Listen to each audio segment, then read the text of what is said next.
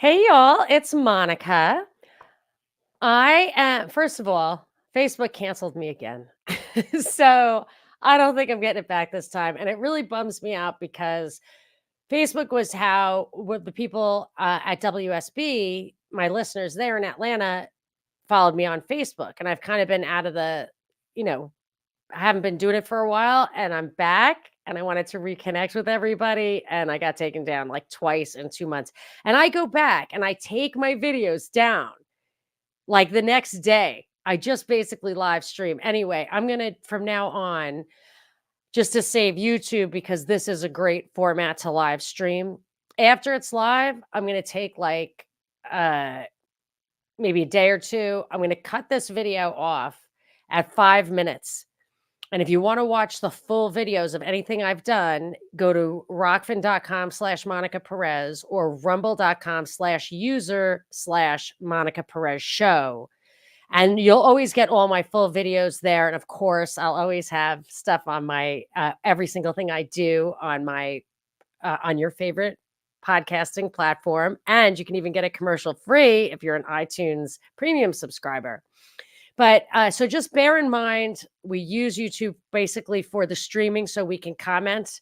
So you're welcome to comment. And then after, if you're coming not when it's live, you should go to one of the other live streaming platforms. Anyway, but it was kind of a slow news day. I was very uninspired by the news today.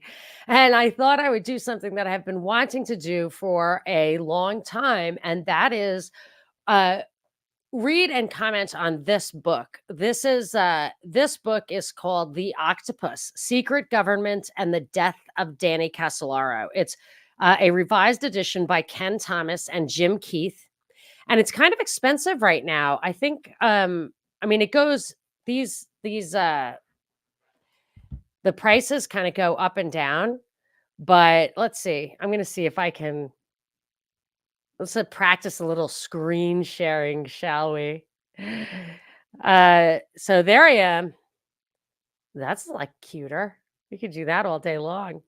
Um, so it's $70 right now on Abe Books. I recommend it just for the tunnel libraries. So if you need like to physical copies of these things that are going to get blinked out from a digital point of view. But yeah, so it's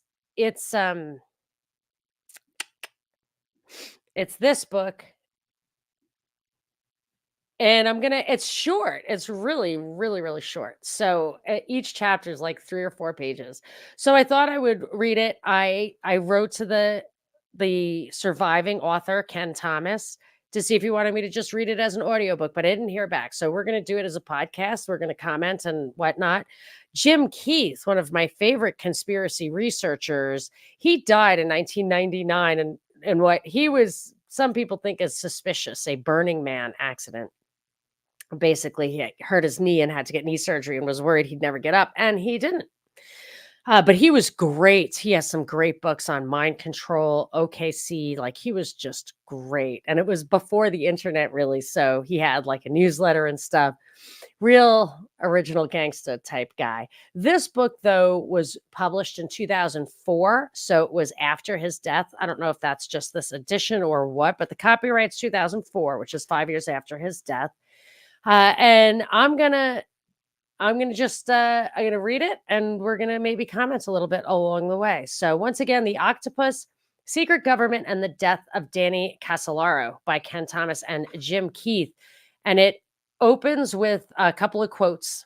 Here's one by the Reverend Wicks Cherrycoke from the book Christ and History. Facts are but the playthings of lawyers, tops and hoops forever a spin. Alas, the historian may indulge no such idle rotating. History is not chronology, for that is left to lawyers, nor is remembrance, for remembrance belongs to the people.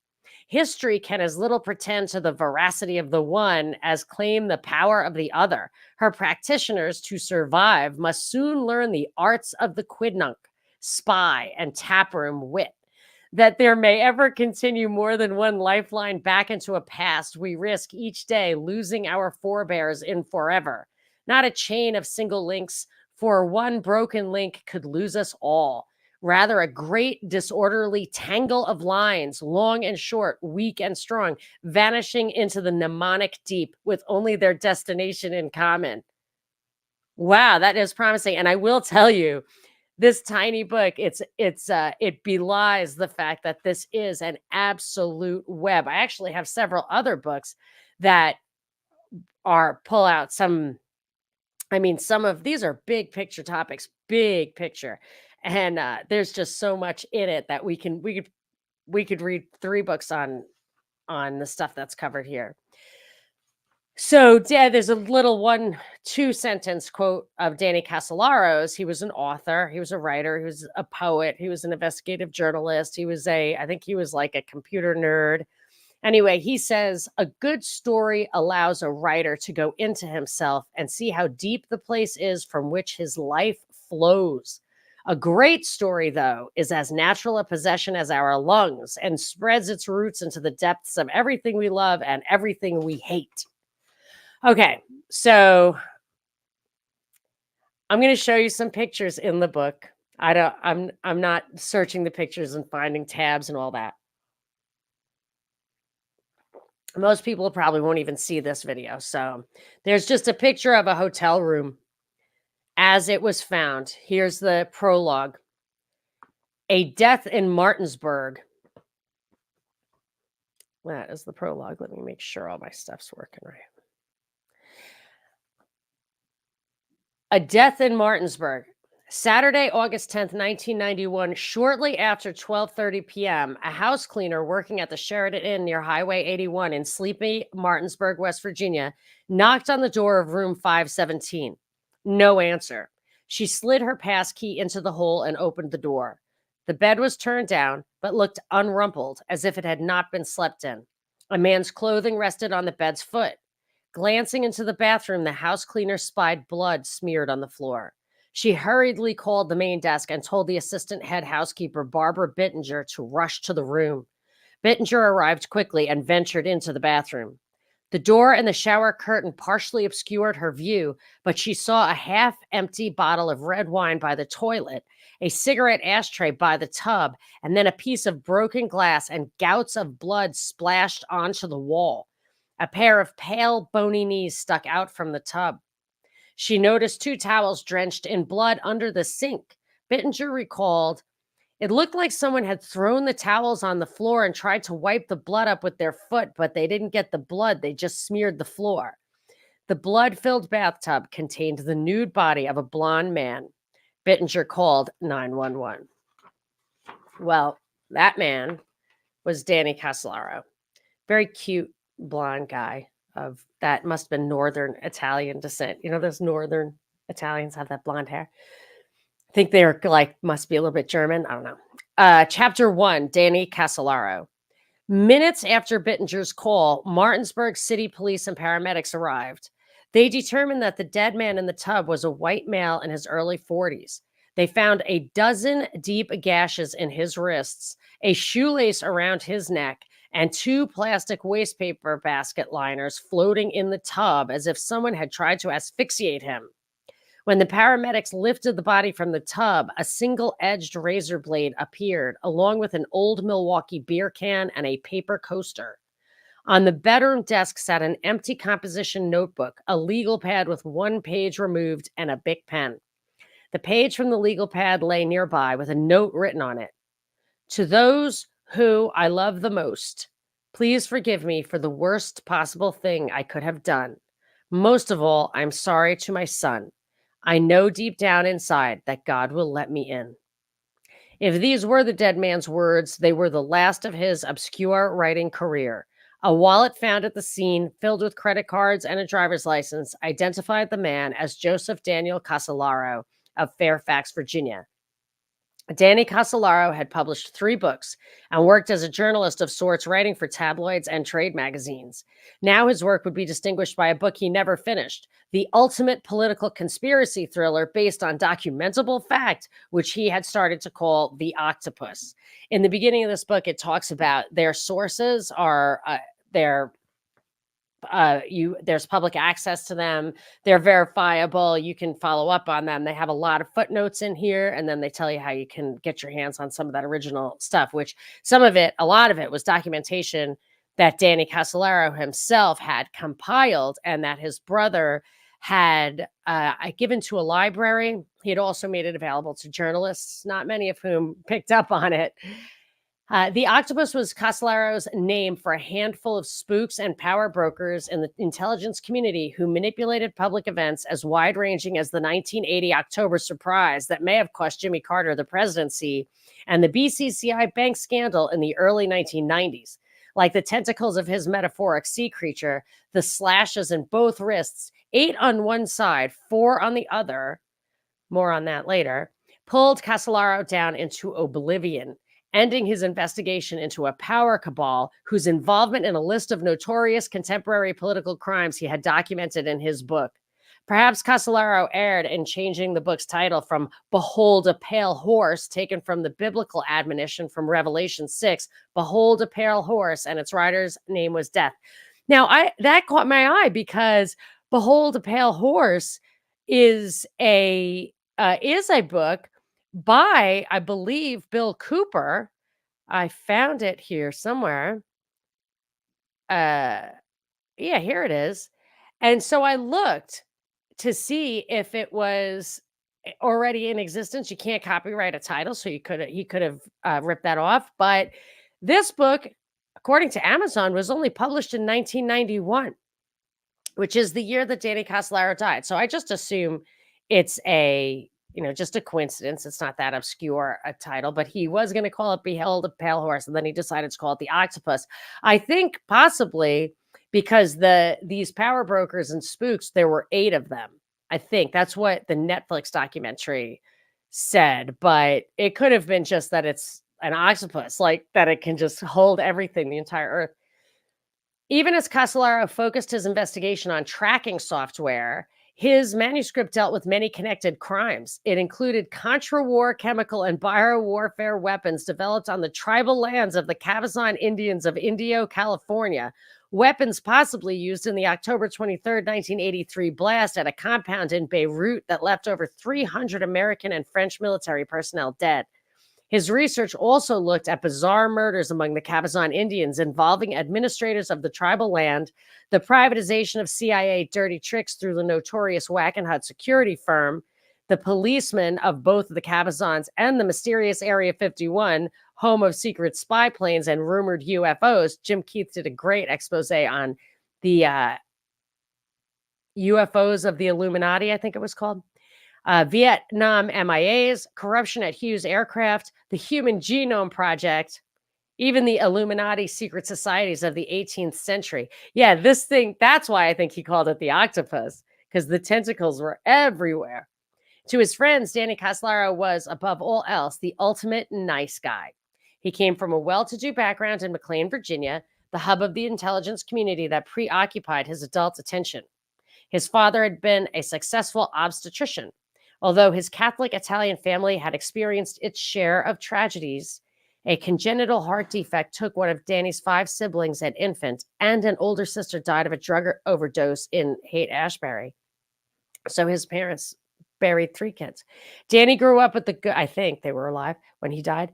Danny grew up with the good things in life. By all reports, he was a congenial, open-minded, and trusting soul with a few serious worries. At age 20, he left Providence College to search for treasures of the Incas in Ecuador. When he returned, he settled into a marriage that lasted 13 years and produced 1 son, Trey, J. Daniel Casolaro III. He lived in a $400,000 home on 3 acres in Fairfax City, Virginia, where he kept horses. Wow, sounds nice. He played the piano. His literary taste ran along the lines of Jack Kerouac and the Beats. He was an Elvis Costello fan. Danny Casolaro had achieved only modest success in his chosen profession of writing. The magazines and tabloids he wrote for were as varied as his research: Washington Crime News Service, Home and Auto, Providence Journal, Washington Star, the National Enquirer, and the Globe. His published books, seemingly towering triumphs to a novice writer, did not provide him much in the way of financial rewards. His novel, The Ice King, a Hemingway-like novel about mountain climbing, had been published by a vanity press. I guess that means pay to play. He also published a short story collection, Makes Me Think of Tall Green Grass, and worked on 2 films, Rain for a Dusty Summer and To Fly Without Wings, the latter narrated by Orson Welles. According to one source, Danny wasn't an investigative reporter. He was a poet. The first piece of Casolaro's life to pass into conspiracy lore was that a mysterious informant may have supplied him with the last bit of evidence he needed to prove the existence of his Octopus cabal. Just prior to leaving for Martinsburg, Casolaro warned his brother, "If anything happens to me, don't believe it's an accident." According to friends and family, little in Casolaro's disposition or behavior could have led to suicide. The gashes in his wrists were too deep to be self-inflicted. The suicide, oh yeah, that's right. That was in the Netflix documentary that both wrists, the tendons were cut. So my question would be, for anyone who thinks that he killed himself, which wrist did he cut second? You know what I mean? So if the first one was cut all the way through the tendon, he could not have used that one to cut the second one. The suicide note was unconvincing. The discovery of his body, the rush to autopsy without the consent of family, and the quick cleaning of the murder site increased suspicions. Something in Casolaro's octopus research quite likely led to his murder.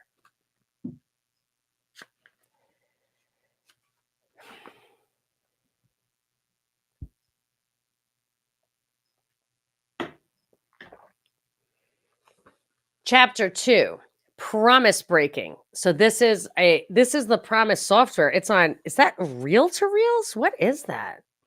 What am I looking at here? They're like giant discs, right? This is old timey. Like this was really groundbreaking software, but it was Promise, Promis. After a brief return to college, Danny Casolaro picked up stringer work for various tabloids and magazines. He eventually found his way to Computer Age Publications, which reported daily on the personal computer trade. Casolaro stayed there for 10 years, eventually becoming part owner. He sold his stake in the company in 1990. Unfortunately, friends said Casolaro had vastly underestimated the value of the newsletter and had sold it for far less than what it was worth.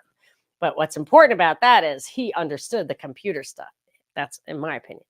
In early 1990, Danny Casolaro was on the make for a new beginning. He was looking for a great story, something he could sink his teeth into, something that would catapult him toward the monetary rewards he desired. A friend and fellow worker in the computer magazine business, Terry Miller, suggested that Casolaro look into a developing scandal involving software made by a company called INSLAW, the Institute for Law and Social Research.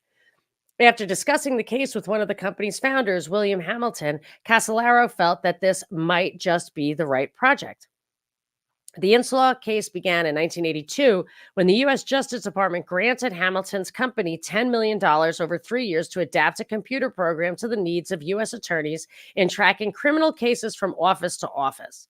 The program was called Prosecutors Management Information System, or PROMIS. Hamilton explained that as a former member of the super secret NSA, the National Security Agency, he and his wife Nancy developed PROMIS with funding from the government's Law Enforcement Assistance Administration, or LEAA. After the LEAA funding was phased out at the end of the Carter administration, the Hamiltons converted INSLAW into a for-profit business with the government's knowledge and approval. Hamilton had sent a letter to the Department of Justice requesting they waive any rights to the enhanced version of PROMIS, and on August 11th, 1982, a lawyer for the department responded, verifying that INSLAW had the rights to any privately funded enhancements added to the public domain version of PROMIS. The PROMIS program was developed for the purpose of tracking individuals pursued or prosecuted by the Justice Department and included the vital capability of interfacing with other databases. I mean, remember, this was a long time ago. As Hamilton explained his situation, Casolaro must have grown increasingly aware of the potboiler possibilities inherent in this story. promise was the Maltese falcon of a conspiracy web into which Hamilton had fallen. Hamilton made it clear to the computer-savvy Casolaro that the enhancements he had made to Promise were not minor. Early enhancements enabled the software to be run on other less powerful computer systems than the original, including IBM, Wang, Burroughs, and Prime. Later enhancements, the ones taken by Justice, allowed it to run on a DEC-VAX minicomputer. If Hamilton sounded bitter when he talks about the deal he had struck with the government, he had his reasons. The 1982 agreement with the Justice Department, through which Inslaw was to be paid $10 million for placement in U.S. prosecutor offices and enhancements for 74 smaller department offices, would have been just the beginning of Promise's applications. Hamilton estimated that the demand for the software might eventually exceed $5 billion. In place of that watershed business, Hamilton received a decade-long legal battle. I wouldn't be surprised. $5 billion in 1980 something dollars. I mean, I would not be surprised after reading the books I've read on this. The problems began after Inslaw delivered the modified promise to the Justice Department. First, payments to the Hamiltons were suspended. Next, the department accused Inslaw of overcharging. By February 1985, the Justice Department had withheld almost $2 million from Inslaw. See, I was always like, why wouldn't they just pay? Why wouldn't they just pay? But I think it becomes clear that, I mean, he doesn't spell it out, but I think they wanted these people to go away. I think they wanted them to be bankrupt. So when it became obvious that the Justice Department was not going to honor its contract, the company's attorney, former U.S. Attorney General Elliot Richardson, renowned for his role in the Watergate scandal, advised the Hamiltons to sue. In June 1986, the Hamiltons took Richardson's advice and filed suit. So there's a picture of Bill and Nancy Hamilton and Elliot Richardson. And you can just see by the pictures that this is like the 80s. And I mean, think about that. I remember seeing the internet for the first time in 1995. I think even when I went to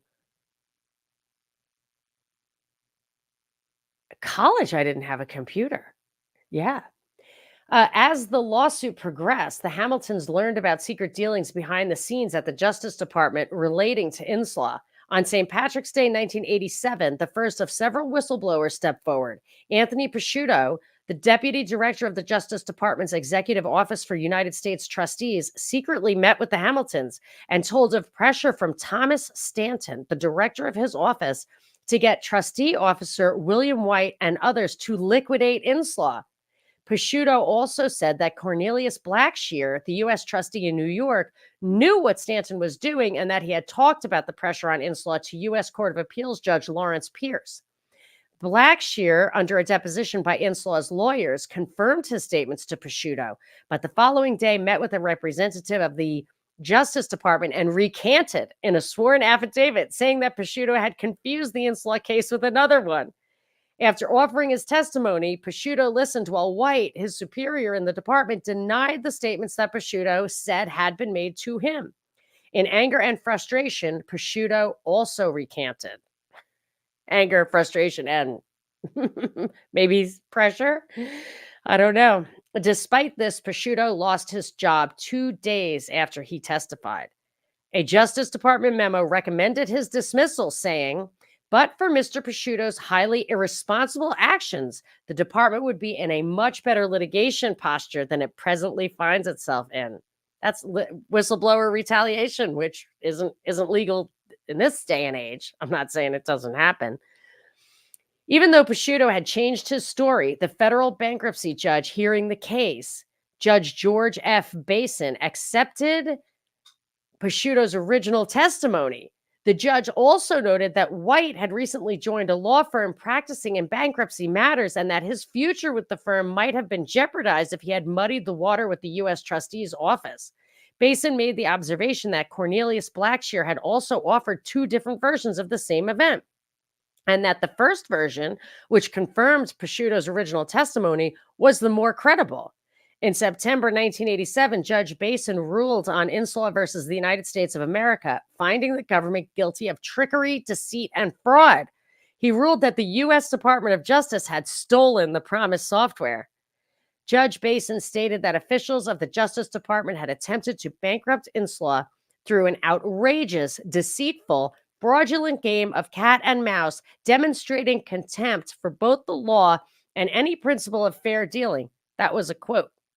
Judge Basin also wrote to Attorney General Edwin Meese suggesting that an outside official be appointed to review the evidence because of evidence of perjury by officials in the Justice Department.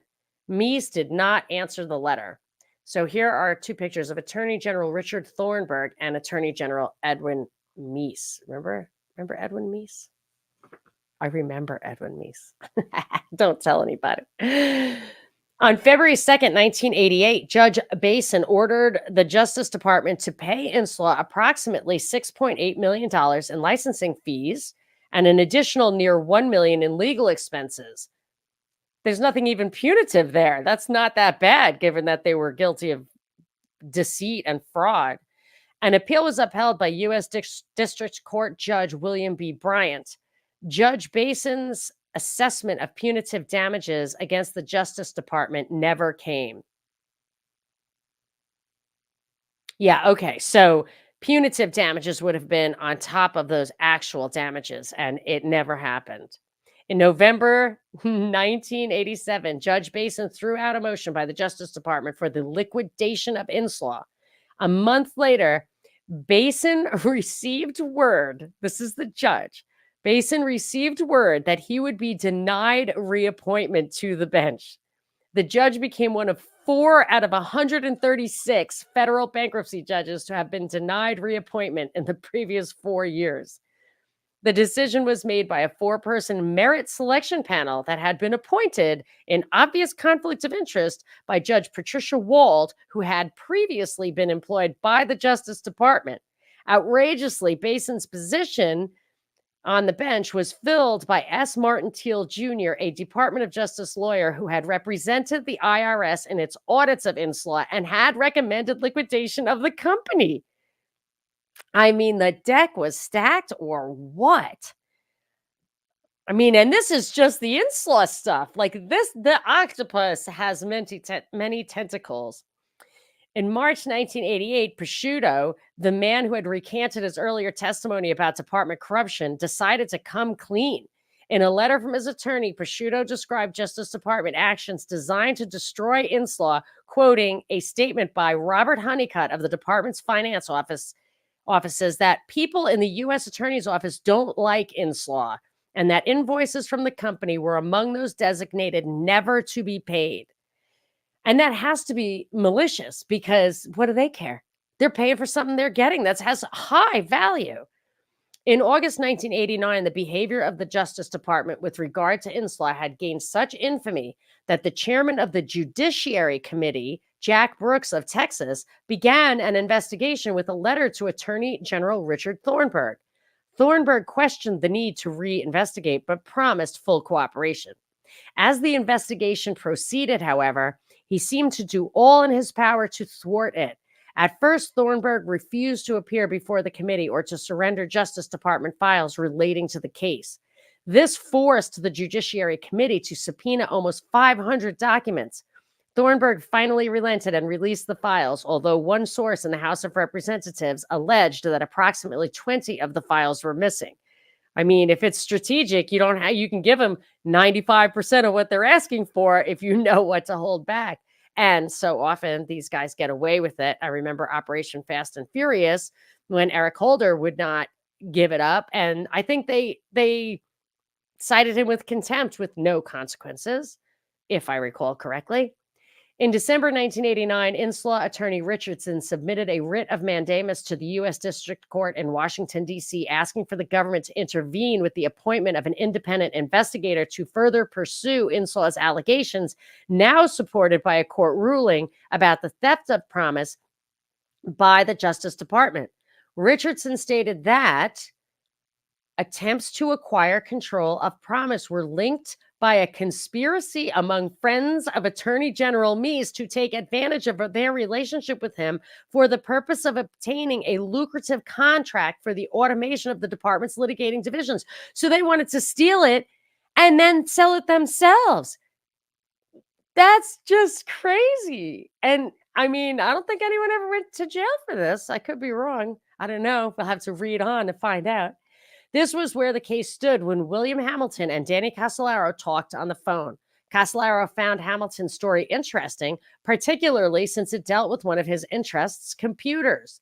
Casolaro took the bait, but only when Hamilton started telling him about Michael Riconosciuto. Michael Riconosciuto. He is some kind of character, this guy. Wow.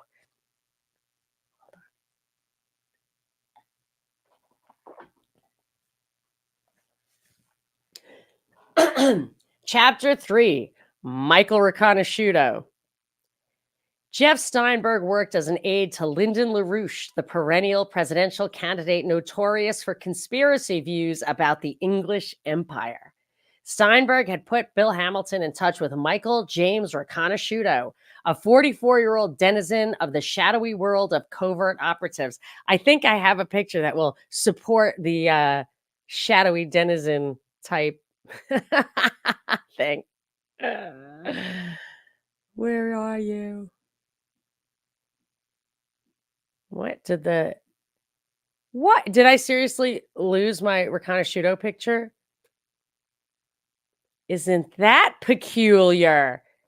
Isn't that strange? Well, I'm going to find it because you gotta, I mean, if you're just listening and you're not watching, it's okay. As a matter of fact, if you're listening, you're probably not going to hear this because my trusty producer is going to knock it out. Okay, here we go. Here we go, my people.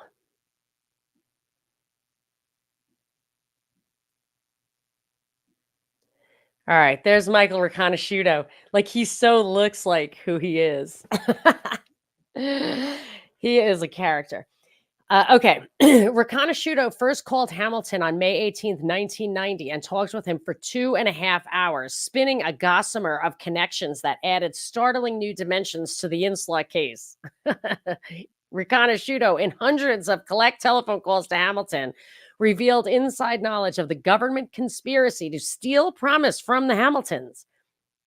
He stunned Hamilton further when he told him that he had personally modified the Promise software as research director of a joint venture of the Cabazon Indian tribe of Indio, California, and the nation's third largest private security firm, Wackenhut. Riconosciuto revealed that part of his job in the modification of the software had been to create a backdoor access for spying into the files of its users. So remember, this is a prosecution tool for law enforcement to be able to share information on criminals across jurisdictions. So it has files on people. These users, so it went beyond that though. These users included Great Britain, South Korea, Japan, Jordan, Canada, Israel, Egypt, and Iraq. Bill Hamilton tallied the figure at as many as 88 countries for use in such activities as the tracking of terrorists. So it had been modified to be used not by American law enforcement, but by countries tracking their international criminals. And these guys put a back door in it so they could monitor all of that information. And you think they're not looking at your phone right now? I mean, I was laughing. I was at Apple. And they were setting up my phone last time I got a phone. And they were like asking me what privacy stuff I want on there, whatever settings. And I was like, you got to be kidding me. Like, obviously anyone can get into it. And the guy said, no, remember the San Bernardino thing where they were after the criminals, but they couldn't get into their phone. And I'm like, yes, that was the nature of that operation. That was terrible. Those people were murdered. It was awful. But in any case, yeah, they got a backdoor on your phone for sure. So, according to Riconosciuto, Attorney General Edwin Meese had provided promise to Dr. Earl Bryan and Peter Videnikis, Videnikis, Videnikis, from the Department of Justice, who had then supervised the Wackenhut Cabazon project to copy the program. So these are important names. I wish I looked, I have to say I did my homework. I tried to see how Peter Videnix pronounces his name, but I was unsuccessful. He's important, and so is this Earl Bryan. Riconosciuto initially had been excited by the software. He told one interviewer, this package worked, okay? I mean, it really and truly worked. And when I got my first copies of it and ran it up, I was dumbfounded. I have a statistical exercising package where I can put computer software and or hardware software systems through their paces. And I can determine at which point it will become unreliable, like load testing, I guess. And here again, you have to realize that we were on the threshold of a whole new era with biotechnology and with information technology. Earl Bryan had some backing, and he was going to buy out some well-placed startup companies that already had a running start. And then he was going to pump money and talent and the right connections into them and make them go. So these government guys were not, the way I look at it, they knew the startups that had the stuff, they could hire a guy like this to tell you what was going to work. Then they would either lowball these guys or buy them out young or steal them. They would control them and they would get rich by it, but also it would give them this massive head start. So if they're in cahoots with the government, this is where you have those fences up that these industries, these niches, nobody can enter them. They will be all locked up right up front by people who are connected, even if it appears to be different companies. Riconosciuto was not the only one to extol the virtues of promise. Harry Martin of the Napa Valley Sentinel, while editing several defense publications, believed that an Israeli software package, which he tested, utilized promise and had the capability to deal with the complete military structure and who's who and what's what. I mean, it even got down almost to the number of shoelaces, how many handguns, everything. It gets into numbers and details. And that's what this software has this tremendous power to do. The theft of promise, according to Riconosciuto, wasn't all that was going on at the Cabazon Indian Reservation. The Cabazon Wackenhut venture included the production of advanced weaponry, including biological weapons and fuel-air explosives. Is that like a railgun? I don't know what that is. A fuel-air explosive, a new technology supposedly the equal of some nuclear weapons in explosive power. Riconosciuto claimed to have been involved in the production of the fuel-air explosives in collaboration with Gerald Bull of Space Research Corporation, an arms dealer who designed the supergun and was murdered in Brussels, Belgium in 1990. Riconosciuto dropped additional bombshells on Hamilton. He maintained that Meese had provided Bryan with promise as a payoff on a favor. Riconosciuto made the dramatic allegation that William Casey, outside counsel to Wackenhut prior to his work in the Reagan administration, had hired him and Bryan in 1980 to facilitate the now infamous October surprise in which the Reagan administration allegedly paid the Iranians not to release American hostages until after his election. Riconosciuto claimed that he and Bryan had paid the Iranians $40 million in bribes. The promise software, so Riconosciuto said, was Bryan's payment for his participation. Riconosciuto also claimed that he had been instrumental in exposing the Nugan Hand bank scandal, that he had met the Jackal, the famed international terrorist, and that he had made a tape recording of a clandestine meeting with William Casey that he was holding as an insurance policy on his life. Riconosciuto is still alive, although I doubt William Casey is.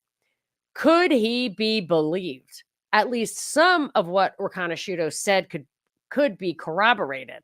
The Cabazon Wackenhut joint venture did exist from 1981 to 1983, and Riconosciuto was involved with it, at least in some capacity.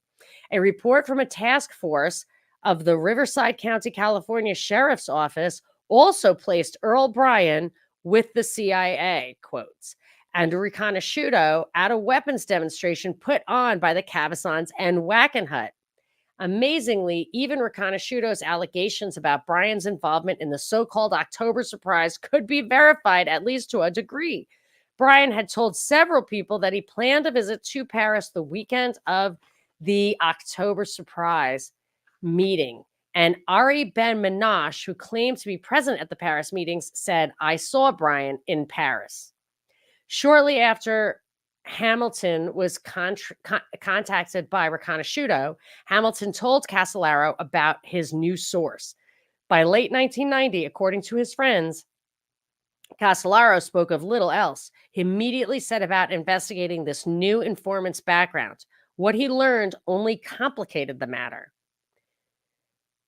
Casolaro discovered that Riconosciuto had been a gifted child whose science projects, including the construction of an argon laser, had enabled him to work as a research assistant to Dr. Arthur Shallow, the Nobel laureate.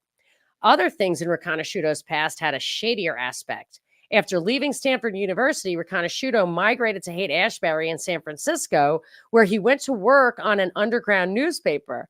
Riconosciuto told Casolaro that he had acquired some photos that the newspaper had published, which showed a narcotics agent having sex with an underage girl. And because of this, the narc had framed Riconosciuto on drug charges. That San Francisco stuff comes up again later in this book, and it is terrible. So just remember he was there. In 1973, Riconosciuto was sent to prison for 2 years for manufacturing psychedelic drugs. Casolaro didn't buy Riconosciuto's statement that he was innocent of the drug charges. His notes stated flatly that Mike sold dope through Phyllis. Phyllis remains unidentified. Casolaro told Bill Hamilton he didn't totally buy into Riconosciuto's wild stories. Nonetheless, Riconosciuto provided leads Casolaro was determined to follow. That's the way to do it. You don't take his word for it. You don't build your house on that. You pull on the threads. Casolaro ran down the leads, phoning person after person around the country, spreading his net further as he developed new contacts. A complicated case of computer thievery was turning into something closer to a Robert Ludlum thriller. Casolaro started to spend a lot of his professional life on the telephone. Each of Riconosciuto's leads seemed to connect to another. Danny Casolaro began to sense that he was on the trail of the conspiracy story of the century. By the beginning of 1991, Casolaro was heavily involved with the Inslaw case. One contact supplied by Riconosciuto was a man named Alan Standorf, who worked at the secret military electronic listening post at Vint Hill Farm near Manassas, Virginia. Standorf supplied Casolaro with classified information, and in order to quickly return the materials to avoid detection, Casolaro set up high-speed commercial duplicating and collating equipment in room 900 at the nearby Hilton Hotel. Danny Casolaro may not have known what he was getting into when he began the investigation of Promise. I am guessing he absolutely did not. There's this whole book about Robert Maxwell's super spy, which gets into this. And I don't want to, I had to revisit that book, but I think it's hot. I think it's like my fingers burn when I hold that thing. I don't think I'll be reading that into the metaverse anyway, so I don't get zucked again. When Alan Standorf's body, the truth was brought home to him on January 31st, 1991, when Alan Standorf's body was found on the back floor of his car at the Washington National Airport. Standorf's own car. Standorf had been murdered by a blow to the back of the head. Let's read that again. Danny Casolaro may not have known what he was getting into when he began the investigation of Promise and the conspiracy tributaries that ran from it. I think that's why he's calling this the Octopus. But the truth was brought home to him on January 31st, 1991, when Alan Standorf's body was found. Alan Standorf worked at the secret military electronic listening post at Vint Hill Farm near Manassas and supplied Casolaro with classified information that he had to return quickly. Wow. And that guy was murdered like immediately thereafter. I mean, that seems in time and space closely connected. And then if you look at the cover of the book of the scene in the bathroom, Danny Casolaro, his death, gotta wonder. That's what this book is about. All right, well, let's I'm gonna see if there are any comments, but I'm gonna stop here. This next chapter we're gonna hit is chapter 4, Danger Man. And there is a picture of Videnix, but Videnix is not Danger Man. You'll have to listen to part 2 of The Octopus, of my reading of The Octopus, to find out who Danger Man is. So let's just see if there are some comments that we want to hit.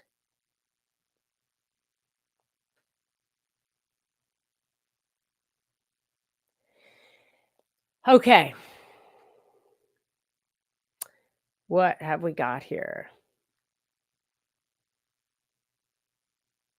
Sup, Jaffo?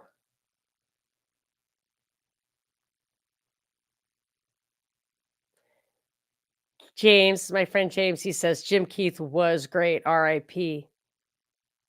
Hey, Stuart, here's something hopeful. Stuart's planting basil, lettuce, turnips, bok choy, and watermelon. Yum. R.I.P. Danny Casolaro. Renee started beans, peas, carrots, and beets. And shouts out Bill Cooper, who wrote Behold a Pale Horse. I was actually going to make this comment, but it was so off topic I didn't. But Stuart said he was going to go to Elvis Costello yesterday. He'll be in Vienna, Virginia next month with Daryl Hall, whom I saw in one of his last appearances with John Oates, and he will never be with John Oates again. But Elvis Costello, I think, is playing the Newport Jazz Festival. And I will actually be in Newport at that time. So maybe I'll slide in there and check out Elvis. So that was an original computer drive. They were magnetic tapes.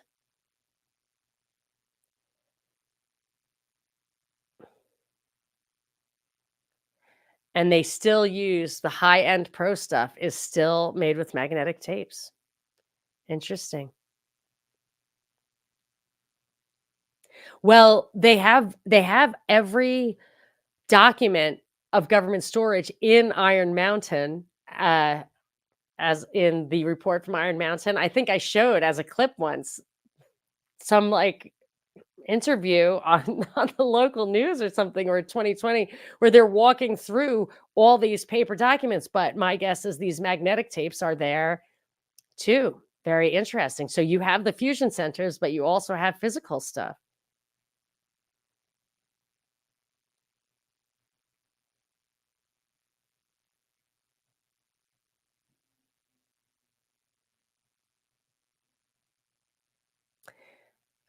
Mark Watson is shouting out Crunchbase in response to Renee saying, I need a space for blind, net illiterate old person to quickly upload dogs, movies, histories.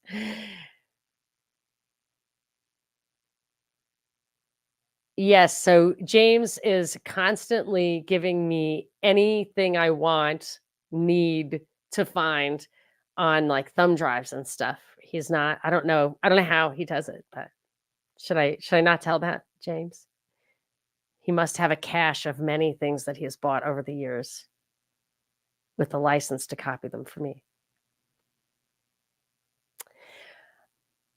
Stewart said he knew the general promise story, but not all the names and locations. This book is nuts. I'm going to probably take this video down like immediately upon being finished with it.